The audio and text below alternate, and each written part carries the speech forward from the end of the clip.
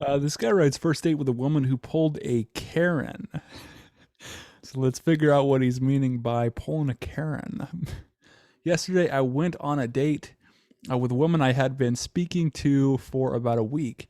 We decided to go to a sit down restaurant. Everything was fine up until they brought out the food. She doesn't eat pork, and she did actually tell the waitress that before we placed the order. They were supposed to substitute the pork with another item. The pork was instead on the food. She was angry at the waitress, then sent the food back and asked for the manager. First date. The manager came out and she went off on the manager and said she wanted it remade and the meal for free. The manager agreed, and when he walked away, she called the corporate office. Okay. Yeah, interesting first date for sure. It's like ideally you probably don't want to show that side to you right off the bat because it's just gonna be like, geez, well, am I gonna expect this every time? Is this her personality? And so, in a situation like that, it's like she probably didn't handle herself very well. Well, obviously, she didn't handle herself very well and just kind of overdid it. Yeah, they messed up. How she reacted to it really showed kind of this negative side to her. And it's like, well, do you really want to continue on? Where now, like the first date does matter as far as the tone of the relationship that's set and kind of the roles that are established. So if she's setting the tone that she's going to just freak out when something goes wrong, uh, likelihood that she'll probably freak out over you doing something wrong as well. And so if you do decide to kind of continue on with this woman, what you want to do is you want to wait 3 days after the date to contact her. And then you want to call her up.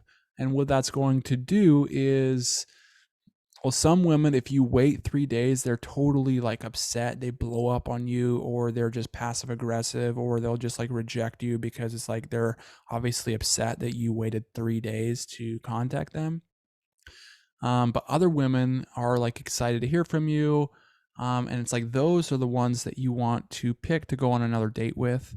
And so it's like, well, just using that approach is very useful. Some call it like, oh, you're manipulating or whatever, but it's just like Jocko Willink says, like the difference between manipulation and leadership is that with manipulation, only you benefit.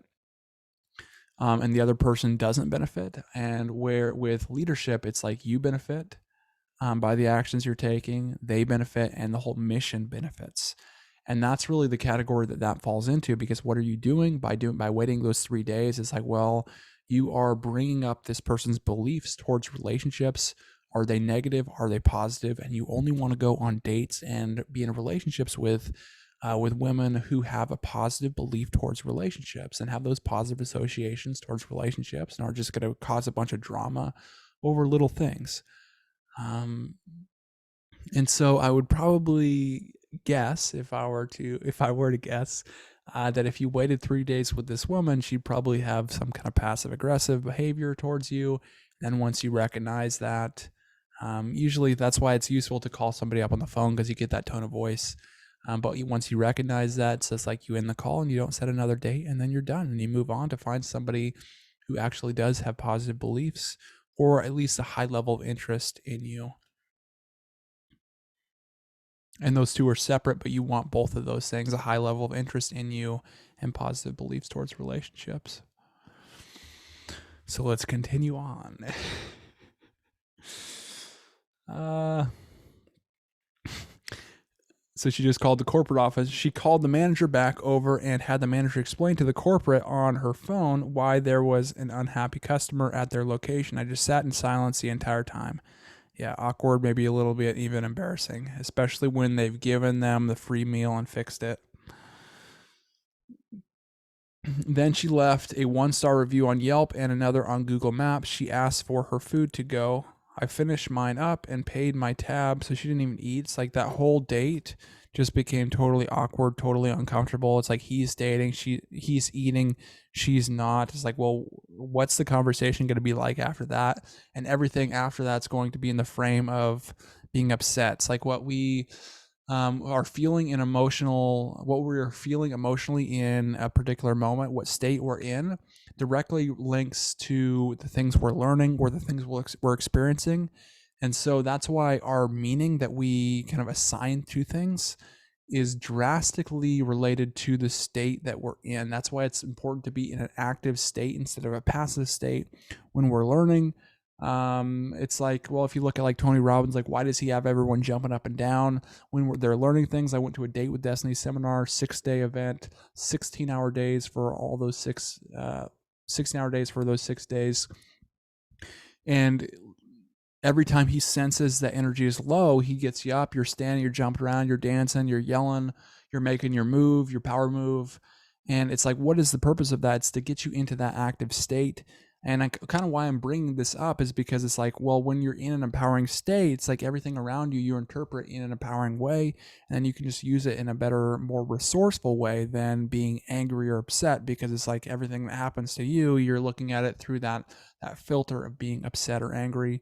And when that's the case, it's like they start to associate those negative feelings towards you. And it's just not a good relationship, not a good situation that this first date went on. And me personally, I would just not even respond again. I wouldn't reach out to her again. I'd find somebody else.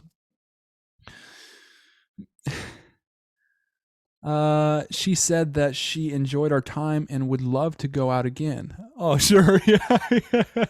And to let her know when I'm free. Sure thing. I don't even feel like we really got to connect. Yeah. The highlight of the date was her food being messed up. So he actually wanted her to fail. So it was like, it was such a bad experience that he was almost like laughing. Yeah. So that's not a good situation. That's not a good setup for this dating relationship. So you're better off just moving on, dude. Should I maybe try to go on another date with her? It's like, dude, no. Or is this a red flag? I'd say it's a red flag. Never experienced anything like that before. So your Karen, if you know what the Karen, maybe it's like with like something like The Office or some kind of TV references. Like if you know what like pulling a Karen is, comment that in the comment section below. And with that, I'll see you in the next video.